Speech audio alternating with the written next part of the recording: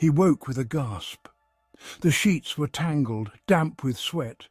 His heart pounded. A single word echoed in the silence of his mind. Ocean. The salt-laced air of the beach, the roar of the waves, the sheer vastness, it all crashed over him, vivid and undeniable. This was not a mere memory, it was a summons. He couldn't explain it, this inexplicable pull, but he knew he had to answer. The day stretched before him, an obstacle course of mundane tasks. But the ocean's call resonated in his bones, a persistent rhythmic beat against the shore of his consciousness. He tried to focus on work, on conversations, on the familiar rhythm of his life. But the ocean's presence lingered, a ghost in the periphery of his vision, a whisper against his skin.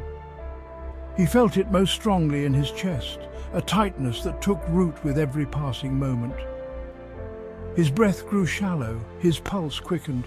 An unknown fear pulsed through him, a primal instinct warning him, urging him towards something he couldn't comprehend. This wasn't just a yearning, it was a primal need as vital as air. The blue expanse haunted him. It invaded his thoughts, his dreams, his waking moments.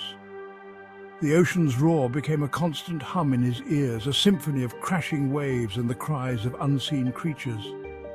The scent of salt and seaweed clung to him, a phantom aroma that tantalized and terrified him all at once. His fingers trembled, longing for the feel of cool sand, the caress of the tide. He saw his reflection in the window, a stranger staring back with haunted eyes. The city felt like a cage, its towering buildings closing in, suffocating him. The pull intensified, a magnetic force drawing him towards the coast. He tried to reason with himself, to attribute it to stress, to fatigue, but deep down he knew this was something more profound, something ancient and inescapable. The day dragged on, each tick of the clock amplifying the ocean's call. His skin prickled with a strange energy, as if every cell in his body vibrated in unison with the tide. He fought the urge to flee, to abandon everything and surrender to the pull. But the more he resisted, the stronger it became. His body began to betray him.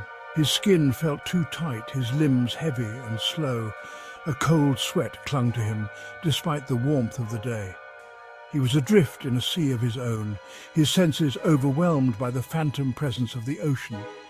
Eating was impossible, each bite turning to ash in his mouth. Sleep offered no escape, only vivid dreams of churning waves and the echoing calls of unseen creatures. He was a prisoner in his own body, a vessel at the mercy of a force he could not comprehend.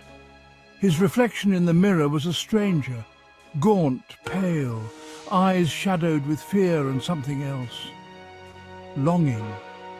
It was as if the ocean was claiming him, piece by piece, hollowing him out, preparing him for something. His heart hammered against his ribs, a frantic, desperate rhythm. His lungs burned with every shallow breath. The world around him faded, its colours muted, its sounds distant. All that remained was the insistent pull of the ocean, an irresistible siren song luring him towards the unknown.